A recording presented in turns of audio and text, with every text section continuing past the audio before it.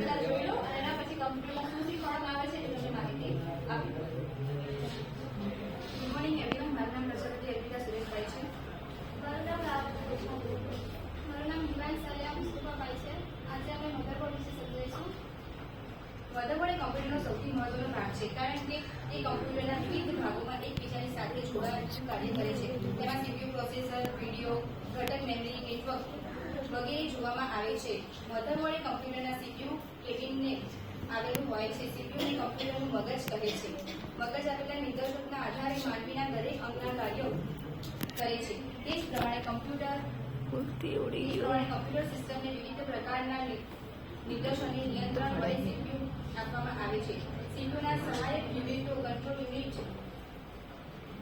અને memory unit કહે છે.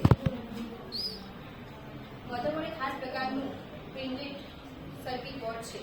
તેના ઉપરના ભાગમાં કમ્પ્યુટરના મહત્વના એવા સીપીયુ, રેમ તેમજ અન્ય ભાગોને જોડવામાં આવે છે. મધરબોર્ડ એ કમ્પ્યુટરના આ તમને ગ્રીન ભાગ દેખાય છે, તો આ જે ગ્રીન ભાગ છે એને કહેવાય છે મધરબોર્ડ.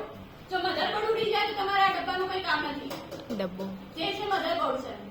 નોર્મલી આપણે બધા શું કરીએ છીએ, આપણે દરેક કમ્પ્યુટરની સ્વિચ અહીંયાથી સ્ટાર્ટ કરીએ છીએ. સ્ટાર્ટ કરીને તો કેવા કલરની લાઈટ થાય છે? ગ્રીન લાઈટ થાય છે. જે ગ્રીન લાઈટ થાય છે તો એનું કનેક્શન આપેલું છે. જેમ ઇલેક્ટ્રિસિટીનું કનેક્શન આપ્યું હોય સ્વિચ સાથે, અને કનેક્શન હોય તો જ તમારી સ્વિચ ઓન થાય અને પંખાને કે લાઈટ કે પંખા તમારા સ્ટાર્ટ થાય. એવી જ રીતે તમારે કોઈ પણ જેટલા બી તમારે કામ કરવા છે, કીબોર્ડ છે, માઉસ છે, તમારું મોનિટર છે, ખુદા સીપીયુ છે, હાર્ડ ડિસ્ક છે, ડીવીડી ડ્રાઈવ છે, સીપીયુ ને ચાલુ કરવા માટે પાવર સપ્લાય છે, એક વસ્તુ શેની સાથે સંકળાયેલી હશે? એક વસ્તુ મધરબોર્ડ સાથે સંકળાયેલી હશે. મધરબોર્ડની અંદર પણ સૌથી મેઇન વસ્તુ હોય છે, આને કહેવાય છે પ્રોસેસર. જે નાનકડું ચોરસ છે એ પ્રોસેસર છે.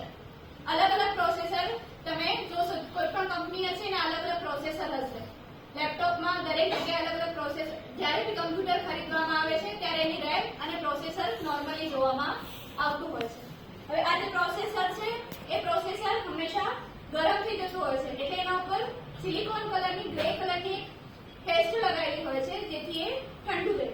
એની ઉપર સીપીયુમાં સોકેટ મૂકવામાં આવે છે અને આ સોકેટની ઉપર આ ફેન લગાવવામાં આવે છે. તો એને કહેવામાં આવે છે કુલિંગ ફેન.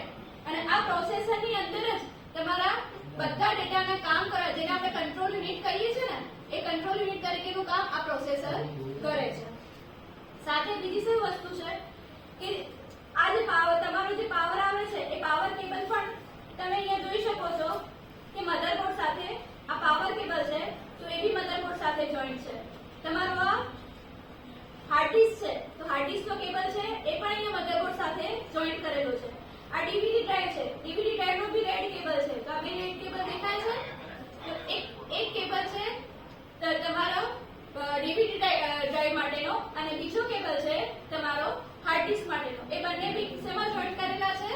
તો મધરબોર્ડ સાથે જોઈન્ટ કરેલા છે. આ એસએમપીએસ છે જે તમને પાવર સપ્લાય આપે છે. એ પાવર સપ્લાયનું પણ અહીંયા કનેક્શન, આ જે મલ્ટીપલ કલર્સ દેખાય છે એ પાવર સપ્લાય માટે છે. તો એ પણ આની અંદર અહીંયા જોઈન્ટ કરેલા હોય છે. સૌથી મહત્વની વસ્તુ રેમ. તો અહીંયાથી તમે રેમને ખોલી શકો છો. આ છે તમારી રેમ. રેમને તમે આવી રીતે ડિટેચ કરી શકો છો અને ફરીથી તમે એને એટેચ પણ કરી શકો છો. અને એના સિવાય મધરબોર્ડ ઉપર વસ્તુ આપી હોય છે CMOS બેટરી, જે આપણે ડેટ અને ટાઈમ બતાવે છે સિસ્ટમમાં, એ CMOS બેટરીથી બતાવતા હોય છે.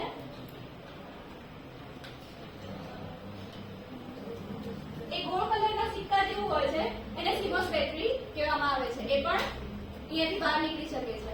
એના સિવાય જે અહીંયાના પોર્ટ છે આની અંદરના, એ પોર્ટ વિશેની માહિતી તમને આ લોકો આપશે કે કયા નામના પોર્ટ હોય છે, કયા નામના કેબલ્સ હોય છે, કયા નામના પોર્ટ હોય છે.